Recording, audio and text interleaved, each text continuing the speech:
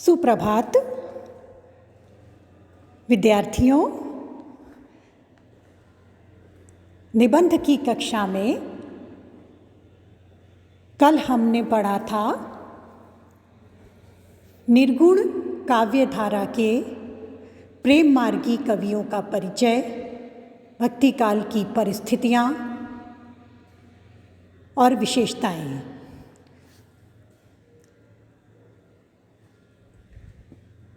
व्याख्यान के क्रम को आगे बढ़ाते हुए आज हम भक्ति काल की सगुण भक्ति धारा की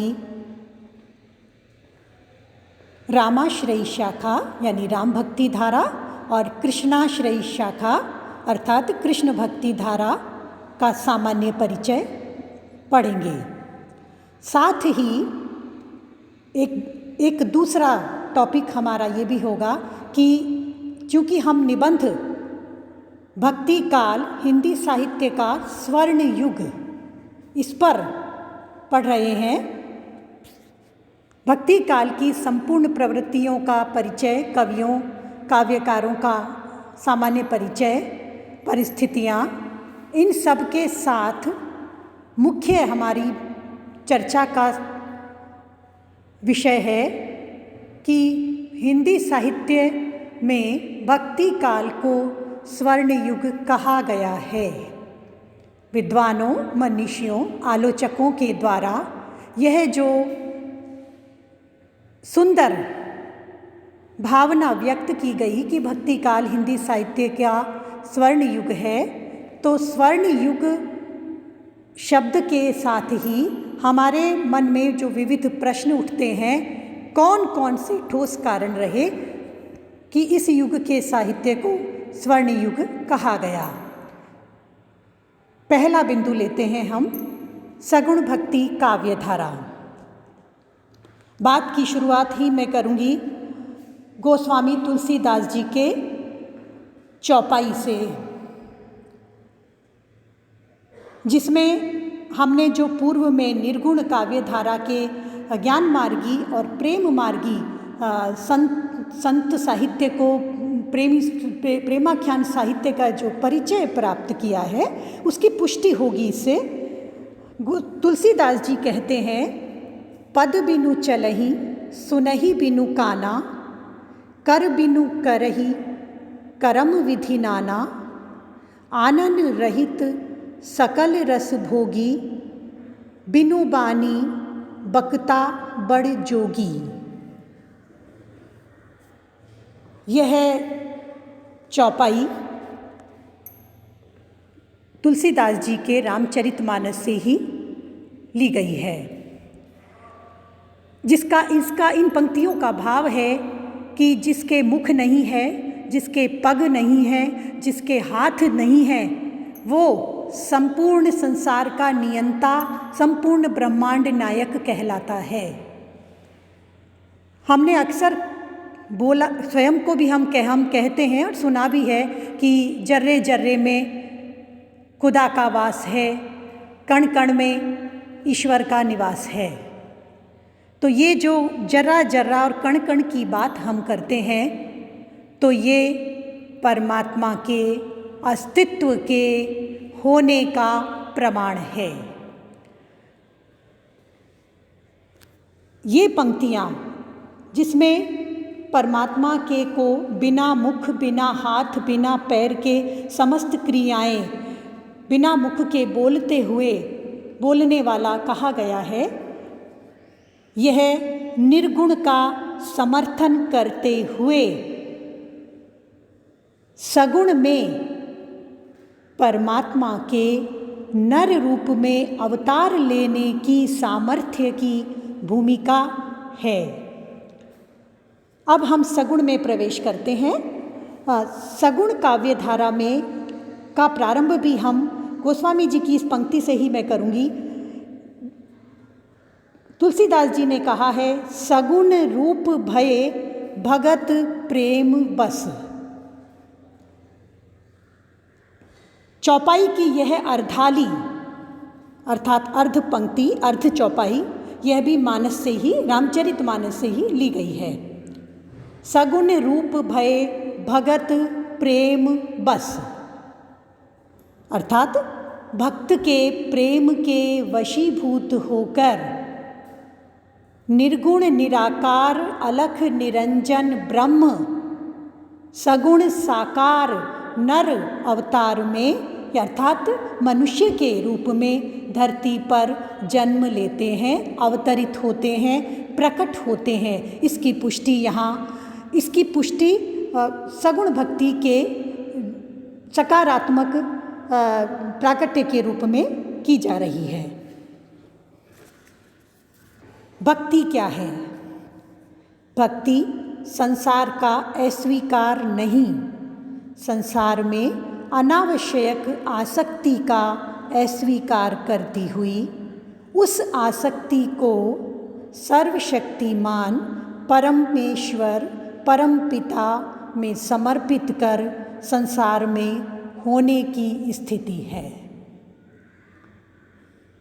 बहुत ही सरल शब्दों में कहें तो सर्वशक्तिमान में अपने मन को जोड़कर देह के धर्मों का पालन करना भक्ति है।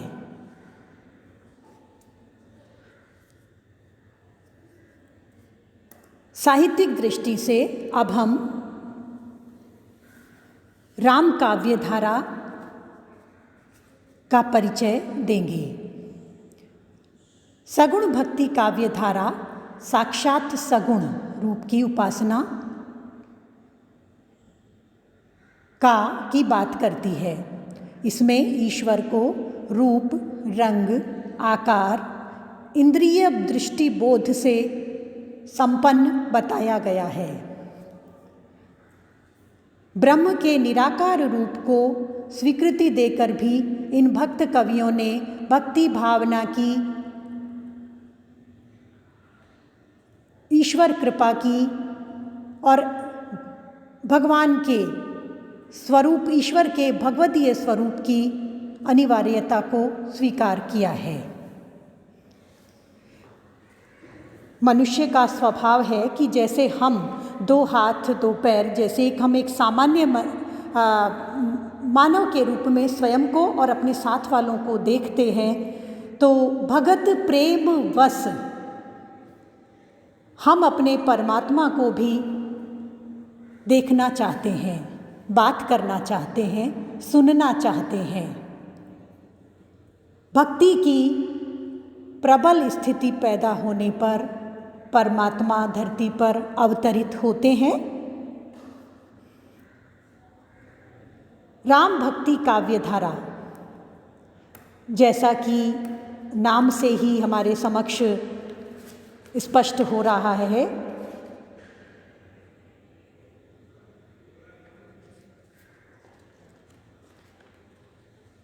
अटूट आस्था, समर्पण, भावों की गहराई, ये सभी मिलकर भक्ति को साकार करते हैं। हिंदी साहित्य का भक्ति काल राममार्गी शाखा के प्रतिनिधि भक्त कवि तुलसी के रूप में हमारे सामने मर्यादा पुरुषोत्तम भगवान श्री राम को साहित्य जगत में अवतरित करते हैं। तुलसी के राम, जन जन के राम, सामान्य मनुष्य के राम, आदर्श समाज के राम और राम का परिवार, ये जो ब्रह्म का राम रूप में, राम नाम में, राम रूप में अवतरण है, यह राम भक्ति काव्य धारा है। अवतारवाद की स्वीकृति सहज है। मूर्ति पूजा अर्थात श्री विग्रह में भगवदीय शक्तियों की अनुपम समायोजन भक्ति स्वीकार करती है। तुलसीदास जी नाभादास जी, प्राणचंद जी, हृदय राम जी और भी अन्य राम भक्त कवियों ने अपनी अपनी भावनाएं भक्तिकालीन काव्य धारा में व्यक्त की। तुलसीदास जी सबके सिरमौर हैं। रामचरितमानस के रूप में गोस्वामी जी ने हमें एक बहुत सुंदर रचना प्रदान की। साथ ही विनय पत्रिका के रूप में भक्त की दृढ़ शरणागति और विनम्रता, दैन्य इत्यादि के दर्शन हमें उस रचना में होते हैं। अब हम संक्षेप में परिचय लेंगे कृष्णाश्रयी काव्यधारा। यद्यपि ये बात पहले ही बता दूं, राम या कृष्ण ये दोनों परस्पर एक ही हैं। स्वरुचि के अनुसार भगवान प्रत्येक युग में अलग अलग आवश्यकता के अनुसार भक्त की व्याकुलता और भक्त की इच्छा पूर्ति के लिए अलग अलग रूप में अवतार ग्रहण करते हैं।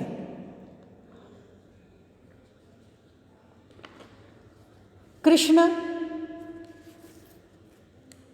जननायक के रूप में, प्रेमी के रूप में, सौंदर्य के रूप में, आनंद के रूप में, आह्लाद के रूप में, कृष्ण भक्ति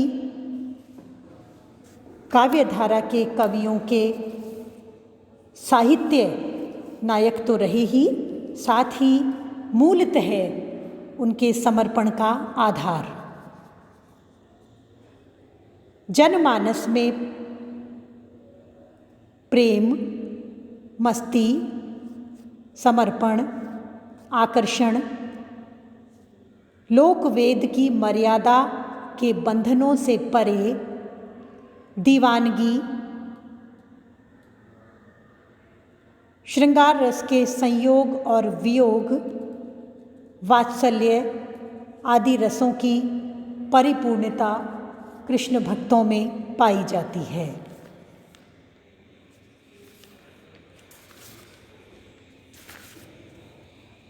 विविध प्रकार सूरदास जी इस काव्यधारा के प्रमुख प्रतिनिधि कवि के रूप में हमारे समक्ष आते हैं।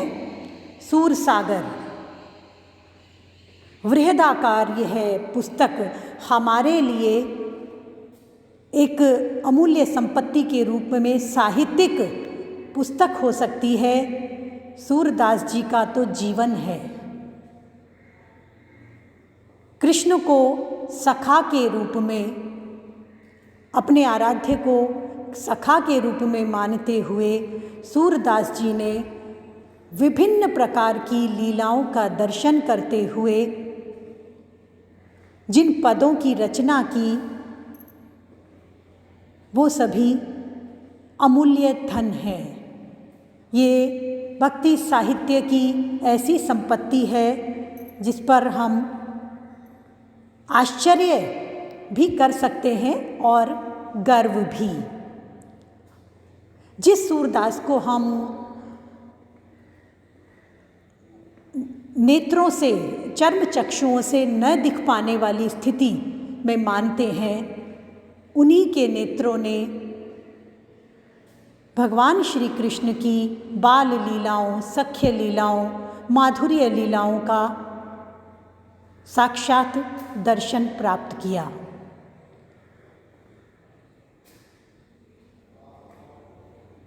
स्वाभाविक है, चर्म चक्षुओं से जो दिखाई नहीं देता वह दिव्य दृष्टि के लिए गोचर हो जाता है। भगवत कृपा,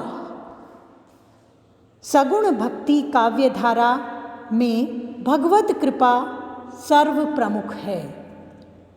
पुरुषार्थ होते हुए भी वहाँ गौण है और भगवत कृपा से ही लौकिक, पारलौकिक, पारमार्थिक संपत्ति को इन भक्त कवियों ने भगवत कृपा की ही देन स्वीकार किया है।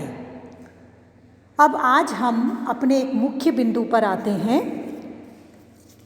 भक्ति काल को स्वर्ण युग क्यों कहा गया? हम कुछ ठोस आधार लेंगे।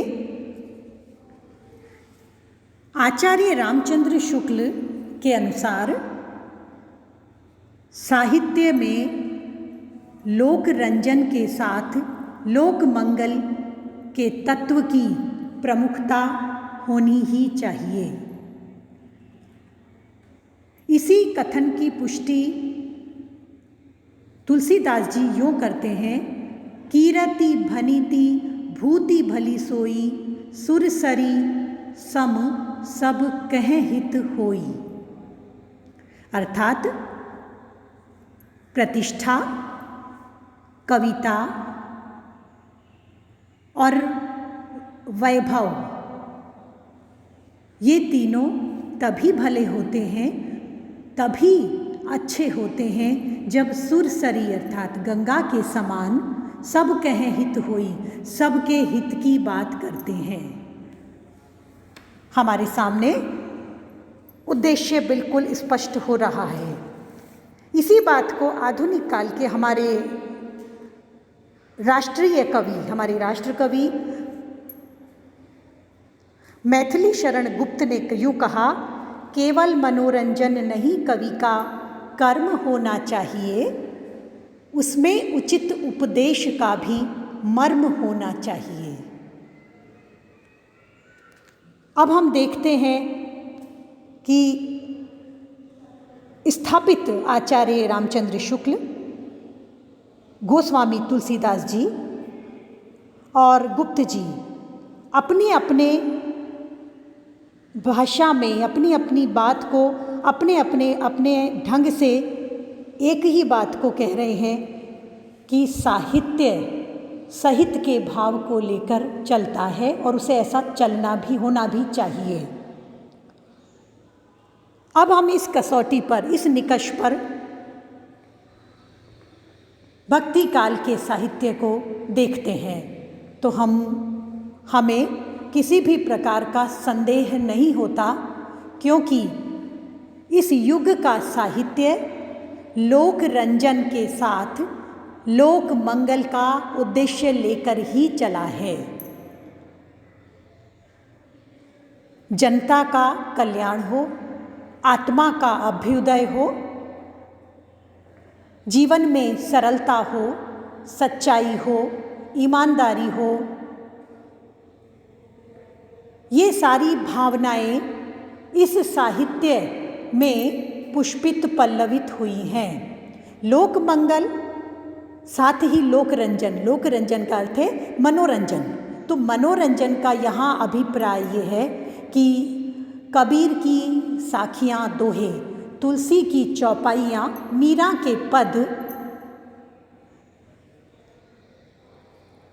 ये सब हम देखते हैं कि जन जन की जुबान पर, हमारी बातचीत में इनका उल्लेख मिलता है। अर्थात जनता के लिए इनको ग्रहण करना और अपने जीवन को सही सही जीने का ढंग सिखाने में इनका योगदान रहा।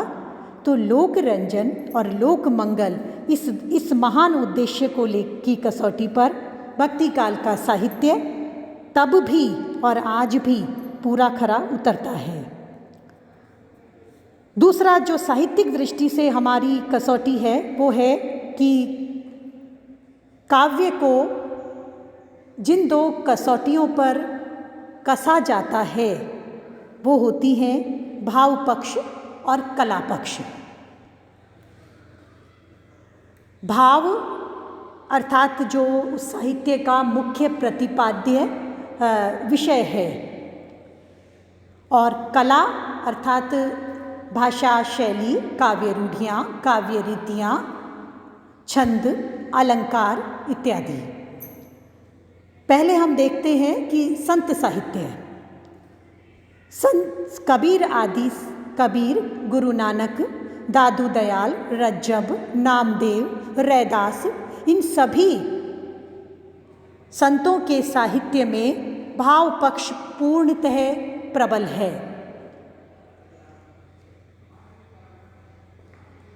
कला पक्ष को लेकर इन संतों में बलपूर्वक कुछ भी इनके स्वयं के द्वारा प्रयासपूर्वक कुछ नहीं रखा गया, किंतु सहज ही जिस प्रकार नदी के बहाव के साथ बहने वाले तिकोने पत्थर एक निश्चित दूरी पर पहुँचते पहुँचते स्वतः ही गोल हो जाते हैं, उसी प्रकार से सहज ही भाषा का संतुलन, छंद और अलंकार इनके काव्य में आ गए हैं, लाए नहीं गए हैं, आ गए हैं। कबीरदास जी के लिए तो हम यहाँ तक जानते हैं कि उन्हें वाणी का डिक्टेटर कहा जाता है। शब्द सहज ही प्रयुक्त हो गए, बढ़िया, नहीं तो उन्हें दरेरा देकर, जैसे मानो शब्द का मानवीकरण कर दिया हो, उसे समझा बुझाकर अपने अनुकूल बनाकर कबीर के पदों में उन्हें प्रयुक्त होता हुआ देख सकते हैं। अब है हमारे सामने प्रेमाख्यानक काव्य, जायसी, मंचन, मुल्ला दाऊद, कुतुबन आदि।